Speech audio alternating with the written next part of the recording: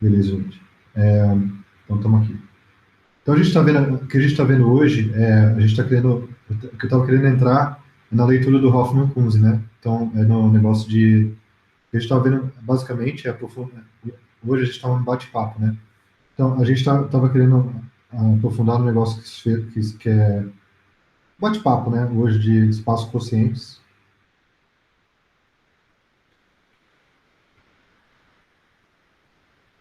É uma ferramenta de álgebra linear e de álgebra mesmo. Teoria de grupo também usa, que é muito usado nessas teorias que a gente está vendo. E é muito usado na prática também em pesquisa, então é bom vocês aprofundarem um pouquinho. Eu quero mais é bater um bate-papo hoje, né? Então a gente estava vendo o quê? A gente estava batendo um papo aqui, sobre a importância da álgebra, né? Que a álgebra linear é a ferramenta básica de qualquer teoria diferencial, a álgebra linear. Tá? Mas a álgebra não linear também é a ferramenta básica. Aqui, no caso, a ferramenta básica para a gente conseguir fazer cálculos mais complicados e uma teoria mais complicada, mais avançada, e conseguir abordar fenômenos mais interessantes também de pesquisa, né? Fábio, você pode me definir o que seria álgebra não linear? Seria no mesmo formato da linear, só que com funções não lineares? É isso? O básico dela chama geometria algébrica, tá? Seria concretamente, né, uma área que existe, né, que não é só imaginação. Uma área que existe chama geometria algébrica. Geometria algébrica é o estudo de funções aí, ao invés de ser linear, né, uma função linear que tem nas coordenadas, igual seria uma transformação linear. A transformação linear é uma matriz vezes um monte de coordenada. Aí fica o quê? Fica cada saída de uma transformação linear é uma função linear das coordenadas de entrada, concorda?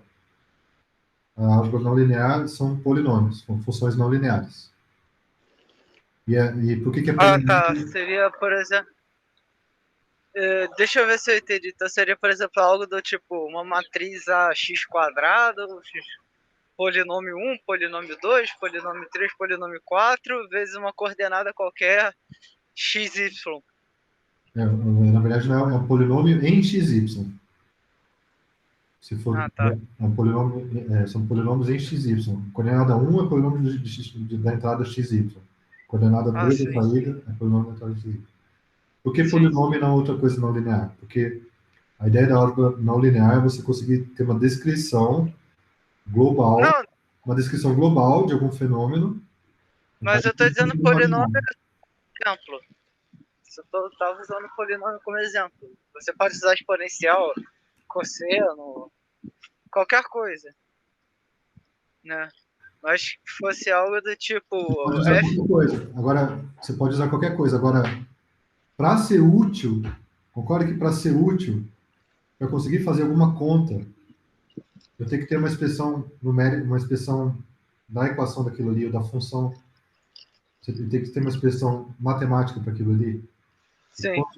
Tá? Então, se ela for uma expressão matemática simples, linear, vai ser extremamente útil. Você colocar no computador, conseguir fazer conta, sabe? Por isso que É. cálculo, tudo que é diferencial quer usar linear. O não linear, eu não vou usar uma função não linear totalmente maluca, porque eu quero que ela seja tratável computacionalmente, em termos de tratabilidade computacional. Tá? Eu quero que ela seja tratável de alguma forma. Então, eu quero ter para ela uma expressão que seja não linear, consigo globalmente expressar a função com, com polinômios ou com funções não lineares, que são razoavelmente simples. São polinômios, não são coisas muito complexas, tipo séries infinitas, etc. Mas são polinômios, entendeu?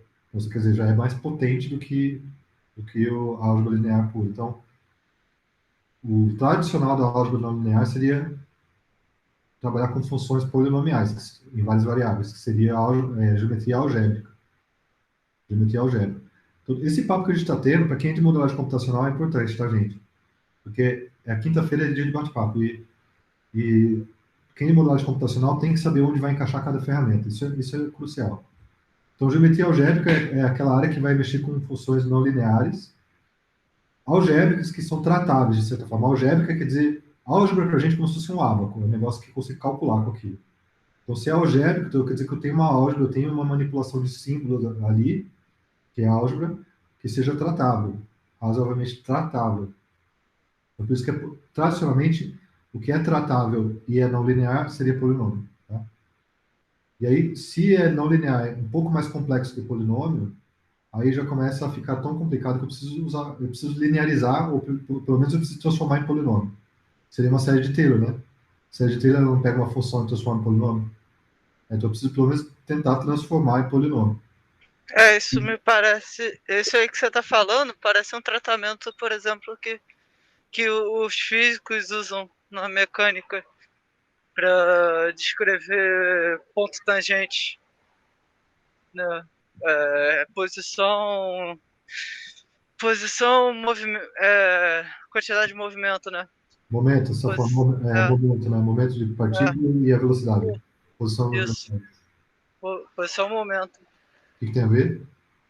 Não, essa frase que você falou, né, de que se eu tiver funções mais complexas, tipo uma seno, uma cosseno, uma exponencial, usar tratamento em série de Taylor, Aham. é um tratamento que os físicos usam para tratar, por exemplo, movimento de partícula, equação de movimento de partícula, Tudo de que corpo. essa teoria que a gente está vendo é a grande teoria da física, né? É a teoria da relatividade, no fundo, né? Se for para física, tá? Sim. É a grande teoria da física, tá bom? Desculpa, a mecânica, pelo menos. Tá bom? É isso aí mesmo. Mas aí, aqui a gente está estudando um conceito de matemática e computação, basicamente. Não é tanta física. E o que acontece? Então, a geometria algébrica seria o padrão da álgebra não linear, tá? Aí eu posso ter álgebra não linear um pouco mais diferente, que não seja só polinomial, mas a ideia do cálculo é sempre eu reduzir alguma coisa que é muito complicada, ou a polinômio localmente, a polinômio seria uma série de Taylor de alta ordem, ou a linear mesmo, que seria álgebra linear pura, tá? Então essa é a ideia, tá bom? Mas quando eu falo álgebra, está implícito que é manipulação simbólica. Então tem que ser um negócio que eu sou capaz de manipular, não é só eu falar, existe uma função toda complexa lá, mas eu não consigo mexer com ela. Não, tem que ter uma forma simbólica, um formalismo para eu conseguir manipular as coisas. Isso é álgebra. Ok? Beleza, então, para a gente entrando, o legal desse livro é que ele tem um formalismo algébrico pesado, né? Mas isso aí tem custo, claro, de aprender, mas por outro lado dá um poder para a gente, porque quando você tem essa manipulação poderosa de símbolos, que é tipo um computador simbólico, é mais fácil de colocar no computador, programar toda essa teoria também e aplicar. Então, e é importante, só alguns fragmentos dessas coisas já é útil para sua carreira. Alguns fragmentos que a gente está batendo papo hoje, que ele usou aqui, né, ele usou aqui no, a gente estava vendo na parte não linear, aqui, né, só para frisar que a gente estava vendo 1.3 no último vídeo, e agora a gente está vendo que tem essas definições genéricas de vetor tangente, e aí que essas definições genéricas podem ser interpretadas, né, isso que quer dizer isomórfico, naturalmente, podem ser interpretadas como coeficientes angulares em certas direções, né? E aí ele usou esse negócio do mod aqui, né? E a gente já tinha usado isso aqui também para gerar classe de equivalência de germes também. Então, tem várias. Esse conceito de classe de equivalência a gente usou duas vezes, uma dentro da outra. Não sei se vocês perceberam isso. Perceberam isso? Alguém tá viajando o que eu falei? Ó, Eu lembro disso na definição de germes, né? Na classe de germes e tal. exatamente. Então a gente vê aqui, ó, aqui, né? Já é tudo aqui condensado aqui, poucas frases, né? Mas como aqui ele define germes, e aí o fato de ser germe, que são funções iguais numa vizinhança, introduz uma relação de equivalência. E as funções de equivalência, a próxima coisa que você vai é da relação de equivalência para classe de equivalência. Então você particiona todos os casos que são iguais entre si e condensa ele num único ponto. Tá bom? Então todos os casos que são iguais você chama de F-til. Todos os casos que são iguais a F numa certa vizinhança você condensa e chama de F-til. Então, tem uma classe de funções que são todas iguais numa vizinhança, e todas elas você chama de um único símbolo, chamado F2. Então, essa é a ideia básica de você fazer classe de equivalência. Você gerar outros espaços que, na verdade, cada ponto corresponde a vários, entendeu? Então, eu estou tentando pegando vários pontos. Quem tem, acho que Machine Learning é clusterização, né? Agrupamento, ou classificação. Então, você agrupar várias coisinhas, né? Seja o conceito que for, você agrupa e certos grupos são as classes de equivalência e você pega um representante de cada um. Você pode pegar um representante de cada um, sei lá, o F, e aí ele representa a classe de equivalência F2. E aí logo depois a gente já entrou em classe de equivalência de novo, que é essa outra classe de equivalência dos caras, essa outra classe de equivalência induzida por esse Fn ao quadrado, ou seja, são as funções que são iguais entre si naquele termo de primeira ordem, se fosse uma série de Taylor, certo? Todas elas têm o mesmo termo de primeira ordem, são equivalentes sobre a primeira ordem delas. Então, a gente já introduziu isso daí, que é interessante, né? E aí a gente tem uma classe de equivalência desses caras, mas dentro dessas funções não são funções, são germes, ou seja, eu pego várias funções que são iguais entre si numa vizinhança, depois eu agrupo elas, chamo isso de germe. Depois eu agrupo os germes que têm todos eles a mesma primeira ordem, e eu chamo de Fn barra Fn quadrado. Claro? Mais ou menos. Isso aqui é a montanha-russa para o cérebro, basicamente. Ok? Então eu estou usando várias vezes aqui, né? Então, uma coisa que eu queria ver é essa negócio de classe de equivalência. Vamos só bater um pouco de papo aqui do. Então a gente tem. Então, o que eu queria só, antes da gente ler lá, porque talvez não dê tempo de a gente ficar lendo junto, né, os apêndices, mas uma coisa que eu queria ver com vocês aqui é o seguinte. Espaço quociente, vamos ver quem sabe responder o que eu estou falando, antes da gente ficar fazendo revisão e lendo. Vamos dar um exemplo de espaço quociente que a gente pode usar. Então, supondo que eu vou falar aqui em termos informais, tá? Supondo que eu tenho plano, tá bom? E aí eu vou falar que o plano em si seria como se fosse o R2, não é?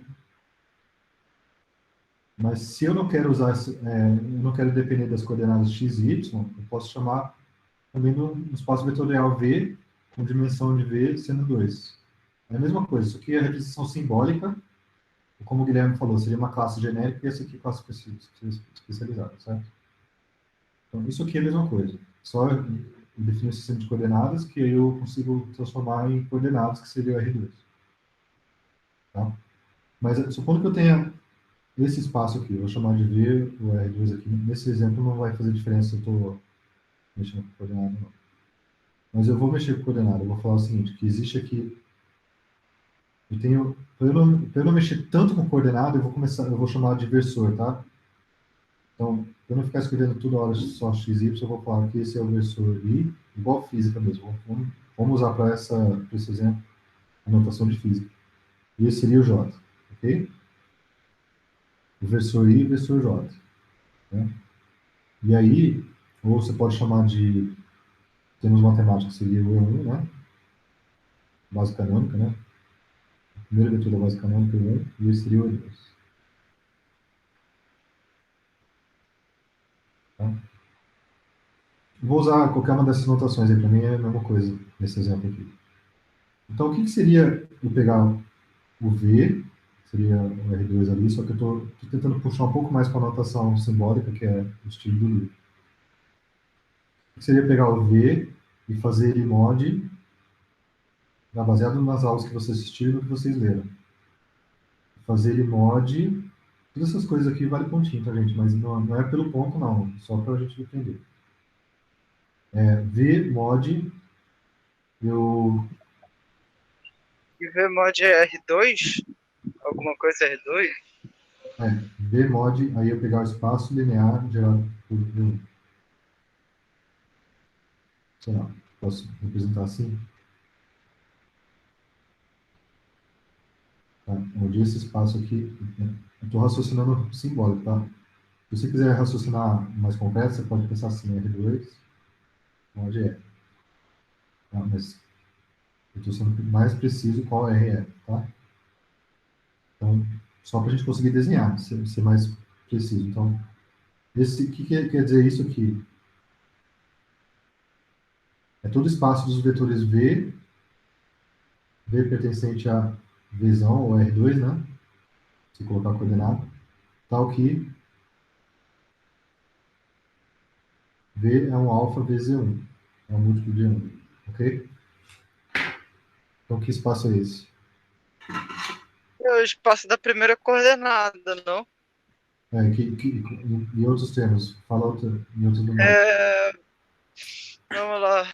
É, deixa eu ver se eu consigo falar em outra linguagem. É os, são os vetores que são que pegam só a parte do EI. É, não ficou Tem muito bom. coordenada y igual a 0. Aham. Ficou bem melhor. Então, você falou que são os caras que têm y igual a zero. E isso aí, geometricamente, o que é? Termos geométricos Essa, primitivos. essa é só a reta, vamos dizer assim, reta X. Isso, é reta X. Perfeito. A reta X. Vamos esse cara aqui. Ok? Claro que quando eu desenho assim, eu posso fazer esse diagrama girado, eu posso fazer ele de qualquer jeito.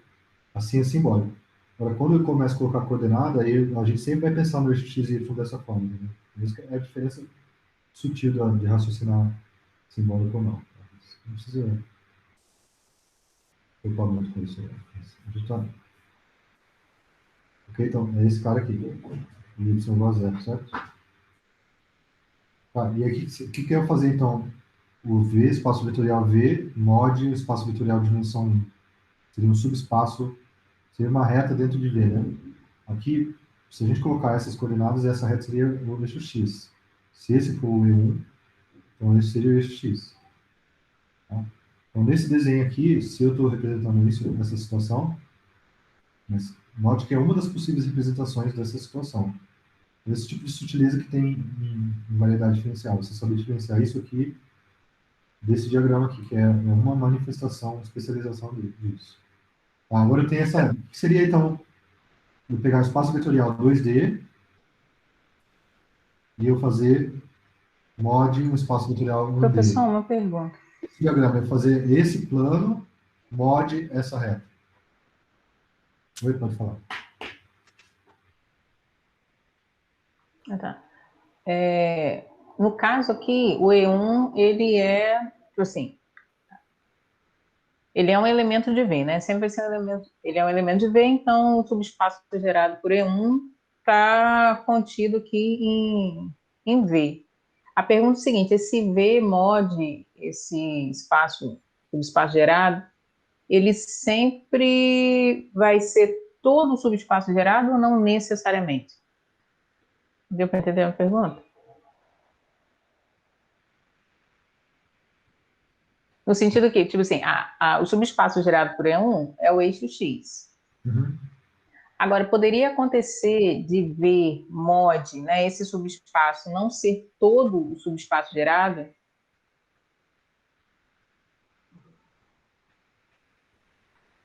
Esse aqui do E1, especificamente, É, pode ter alguma outra situação, no sentido assim, que esse V mod aqui, esse espaço quociente, nesse caso específico, ele é o próprio subespaço gerado por E1. Mas poderia acontecer de não ser todo subespaço, assim, da interseção de V com esse subespaço gerado não ser o próprio subespaço gerado, mas ser um subconjunto dele? não estou fazendo interseção nenhuma agora, por enquanto. Eu não estou fazendo Eu, eu eu, só falei eu, o que é esse subespaço gerado por E1.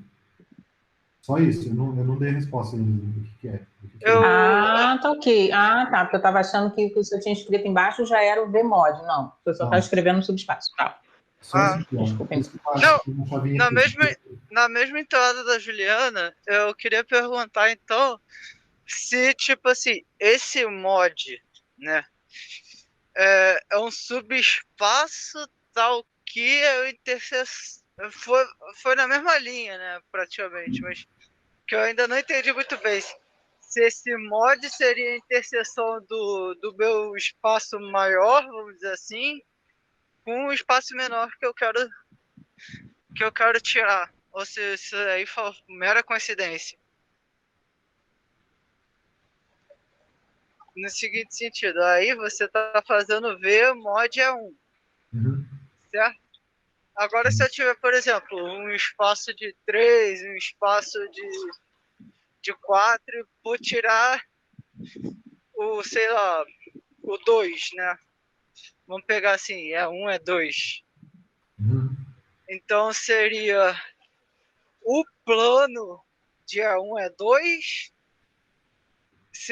ou seria, poderia ser qualquer coisa, né? Gabriel, desculpa, eu sempre vou pedir para repetir várias vezes para a questão ficar clara, tá? Tá bom. É, Eu sou assim mesmo, né? Pode falar de novo. não, não, tá tranquilo. Eu também tô tentando aqui formular direito. Cada hora eu presto atenção num aspecto diferente. Então, tipo, nesse caso específico, você tá pegando o espaço V e puxando E1. Aham. E tá dando essa reta aí. Não, Vamos não, supor. não, não. Essa reta é só o E1, esquece o V. Ah, tá. É só múltiplos de E1, esquece o V lá. Ah, tá. O E1, Então, tudo bem, o E1 ele é um elemento de V. ok, Então, ok. por isso que essa reta é um subespaço de V. Não tem nada a ver com Ah, o ok. jogo ainda. Mas eu tô pensando em algo do tipo.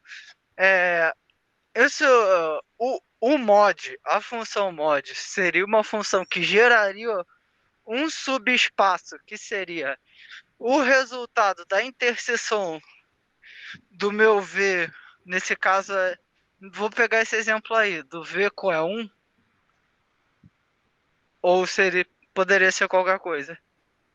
Não, então aí que tá, ele não vai gerar um subespaço, ele vai gerar como se fosse subespaço, ele vai gerar uma, um conjunto de classes de equivalência. Ele vai gerar Ah, um conjunto onde vai ter, cada elemento vai ser, vamos ver aqui, você vai ver. tá. Alguém tem resposta do que é o VMod, o que seria esse plano, fazer esse plano e fazer o quociente com essa reta?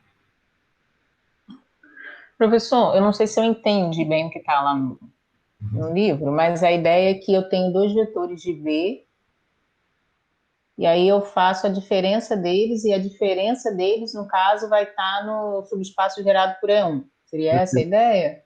essa é a ideia, perfeito. Poderia se complementar aí, algum espaço complementar de E1, Sim. o resultado de V mod espaço de E1.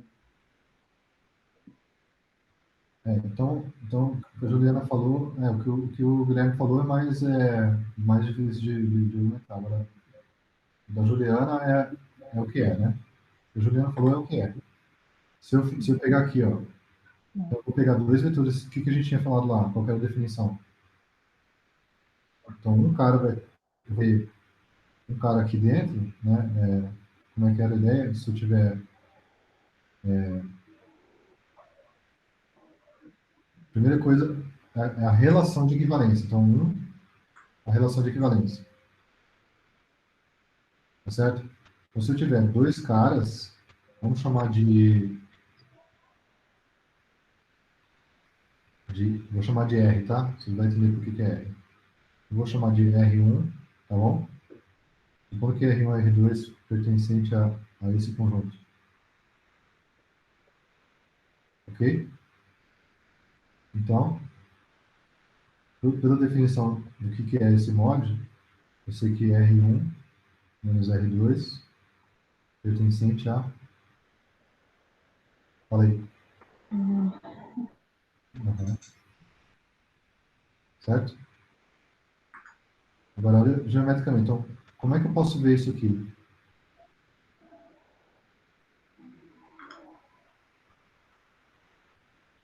Na verdade, A dif- não é bem isso aqui, tá? Não é bem isso aqui. Ó, a relação de equivalência é a seguinte, eu tenho, então, na verdade, não é bem isso aqui, tá? Eu vou riscar de leve aqui. Qual é o jeito certo de escrever isso? O que eu quero dizer? Quer dizer que dois vetores mesmo, se eu tiver V1, depois tiver V onde vai entrar os zeros. Se eu tiver V1 e V2 pertencente a V, tá? Eu vou ter que V1 é equivalente a V2, ou seja, vai estar na mesma classe de equivalência, que é o mesmo elemento de V mod, C somente C, V1 menos V2, pertencente a V1, concorda? Esse espaço A reto. Então, quer dizer, então, quando acontece, vamos ver, vamos entender isso. Mas deixa eu só continuar a álgebra aqui. A gente já vai acabar a aula, tá, gente? Não vou segurar vocês muito, não. 2. Tá? Aí eu vou falar que eu vou ter. Então, a primeira coisa é a relação, depois são as classes. Tá bom? Então, se eu tiver V1 e V2 pertencente a R1, onde o R1 pertencente a V mod 1, tá bom?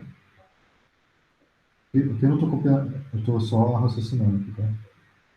Se eu falar que o R1 agora não é um vetor, mas ele é uma classe de equivalência, tá? Ele está pertencente aqui. Note que não é elemento de V. Claro? Ele é um elemento de V mod, não é elemento de V. Se eu tiver dois vetores que está dentro desse cara, então V1 menos V2, Professor, mas se ele é elemento de V mod, o E1 ele não é elemento de V? Não consegui visualizar isso não. ele não é elemento de V. O elemento de V mod 1 é a classe de todos os Vs, isso aqui é conjunto de conjunto. Tá? Então, o R1, Ok. R1 vai ser assim, ó, só fazendo um rabisco aqui do lado. O R1, que eu estou desenhando como elemento do mod, vai ser um conjunto de vetores, tá? Vai ter infinitos vetores ali. Eu posso ter V1, V2, mas é um conjunto infinito, tá? Eu tenho vários vetores ali, tá bom? E a diferença entre os dois, vários vetores, esses caras aqui pertencem a V. Tá? Mas o R é o Então, R1 não pertence, ele está contido em V. o R1 é como se fosse um subespaço, mas ele não é. Hã? Ele, Não, no ele não sentido que ele está pertence, contido em V. está contido em V. Está contido em V, tá bom? Está contido em V, exatamente. Ele é um conjunto de Vs, tal que a diferença entre eles pertence a R1. Não, a diferença entre eles pertence a R1. Esse espaço já é por 1. Vou fazer um desenho rápido aqui para a gente ir embora. Tá bom? Então, o que quer dizer isso aqui? Eu vou pegar, olha só, para eu saber o que é o mod, tá? A primeira coisa, eu começo com V, que é que eu sei. Para estar na mesma classe de equivalência, eu quero construir uma classe de equivalência. Depois o V mod vai ser o conjunto de todas as classes de equivalência. Quando a gente fala classe, é o nome que a gente dá. Classe é a mesma coisa, o termo classe é a mesma coisa que o termo conjunto. Mas quando a gente usa classe, por convenção, a gente está querendo induzir a pessoa que lê a pensar que é um conjunto de conjunto, não é só conjunto. Tá? Todo conjunto é só conjunto, né? Mas é para você pensar que é conjunto de conjunto. Então, na verdade, eu começo primeiro pensando em V. Então, para estar na mesma classe, vamos desenhar uma classe de equivalência, um R1. Vamos tentar desenhar um R1. Primeiro, eu preciso pegar dois vetores. Eu vou pegar V1 e V2, que é o que a Juliana falou. V1, tá bom? Agora, para ele estar na mesma classe de equivalência, a diferença entre eles tem que estar ao longo do eixo X. Tá bom? Então, o V2, para pegar um V2 agora que está na mesma classe de V1, eu tenho que pegar ele aonde? Na horizontal. Tá? Então, Tem que ter a mesma coordenada Y. a mesma coordenada Y. Se ele tiver a mesma coordenada Y, e aí, então esse aqui vai estar no mesmo R1. Mesmo R, né? Posso chamar de R1, porque é R. Estou chamando de R porque a clássica equivalência então, seria uma reta, né? Reta horizontal, certo? Então, o V1, só para a gente ir embora, não vou demorar muito, o V1 seria, vou pegar todas essas retas aqui. Tá dando para enxergar esse azul, né?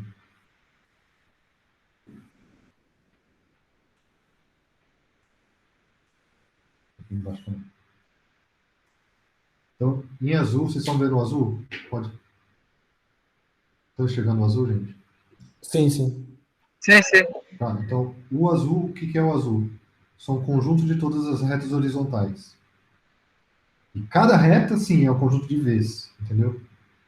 Então, o V mod E1, mod espaço gerado por E1, são um conjunto de todas as retas horizontais. Então, um ponto, uma reta aqui é o elemento de V mod, ou seja, essa reta inteira, nesse espaço mod, é um ponto só.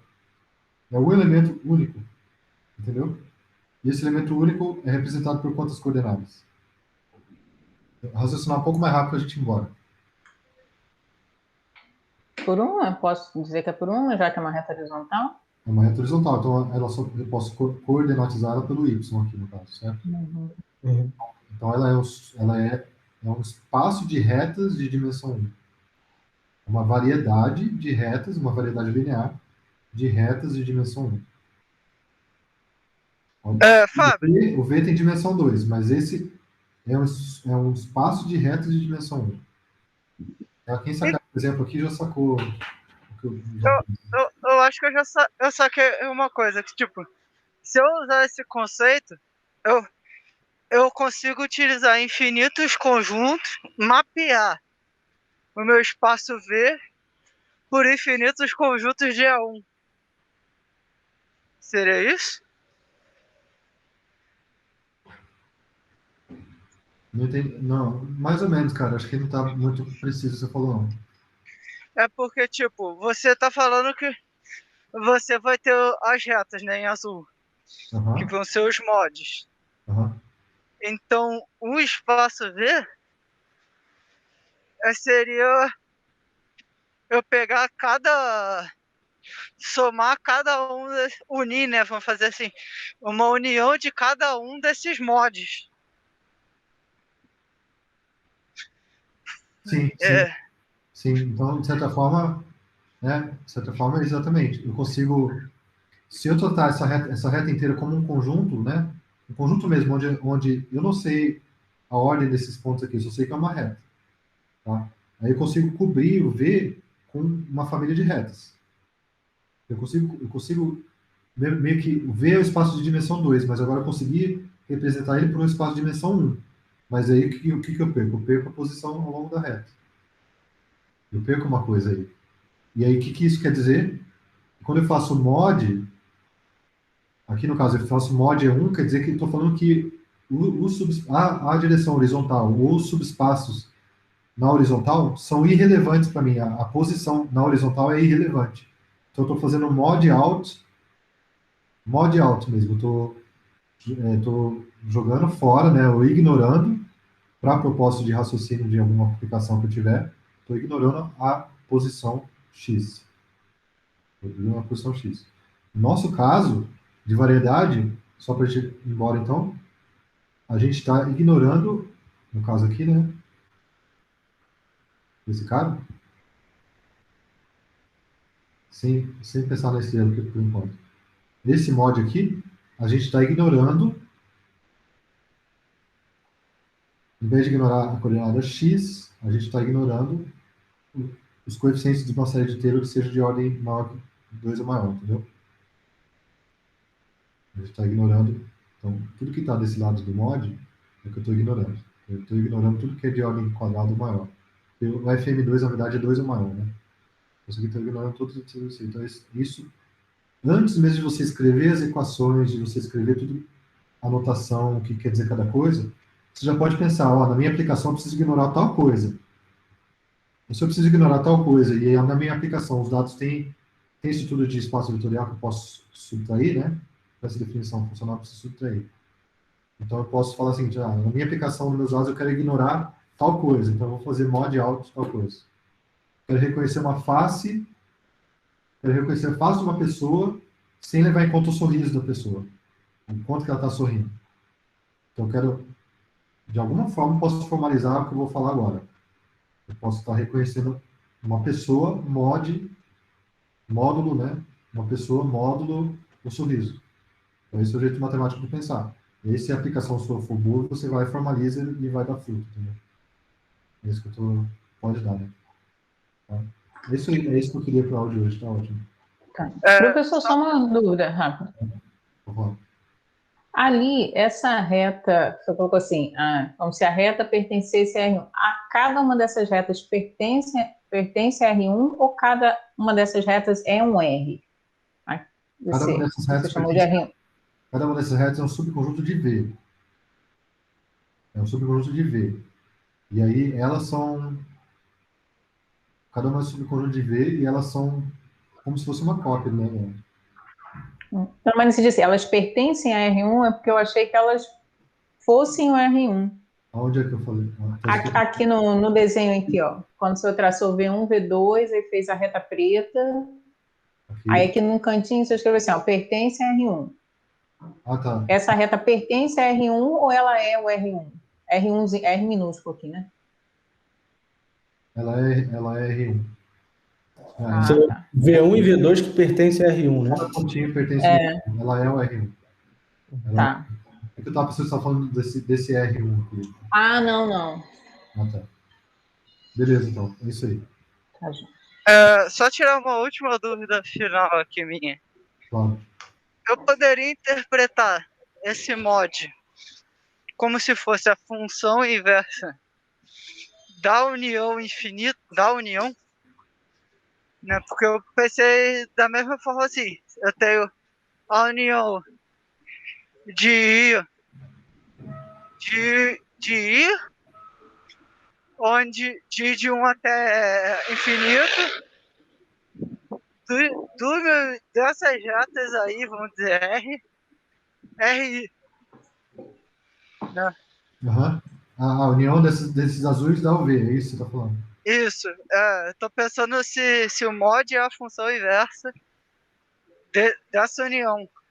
É verdade. Exatamente. Porque, no seguinte sentido que o Gabriel quer dizer, pessoal, é que quando eu defino essa relação de equivalência, eu faço o mod. Ela define uma relação de equivalência. Essa relação de equivalência define uma partição. Essas classes de equivalência são uma partição. Toda relação de equivalência, se vocês lerem lá o apêndice direitinho, né? Quem não leu, lê o apêndice lá, do Hoffmann-Kunze. Toda relação de equivalência induz uma partição do espaço que está aqui do lado esquerdo do módulo. Tá? E essa partição, cada parte dela é uma classe de equivalência. São os caras que são iguais entre si. Né? A gente desenha aqui, mas é como se fosse igual mesmo. A gente está falando que todos esses V's aqui, para fins dessa aplicação prática, não é a aplicação prática desse exemplo, mas da sua aplicação prática, para fins dela, tudo que está numa classe de equivalência é igual, é a mesma coisa, como se fosse uma pessoa. O que seria no caso do exemplo da pessoa? O caminho ao longo dessa reta aqui seria o nível de sorriso, quanto que a pessoa está sorrindo. E no eixo Y seria outros atributos. E as retas seriam as pessoas. Então, se eu quero discernir uma foto da outra, que seria um vetor aqui do outro, mod o sorriso, então eu tenho que olhar só para o eixo X, seria mais ou menos uma coisa assim. Ou só para outras propriedades que não sejam o sorriso. Tá? Beleza, gente? Beleza.